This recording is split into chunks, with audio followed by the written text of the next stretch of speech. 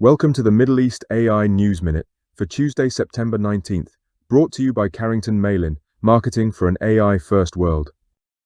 Saudi Arabia is in the early stages of talks with electric vehicle pioneer Tesla to establish a manufacturing facility, according to the Wall Street Journal. Saudi is investing billions of dollars to establish a new EV industry and is financing the construction of new production plants for Tesla competitor Lucid and homegrown EV brand 𝘰𝘰𝘪𝘴.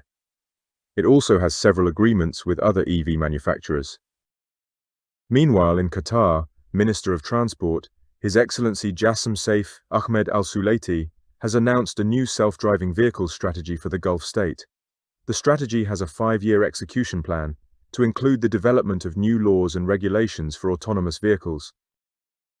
And Emirates Health Services, the UAE's federal government provider of health services and medical fitness assessments, has signed an MOU with GenAI to use generative AI.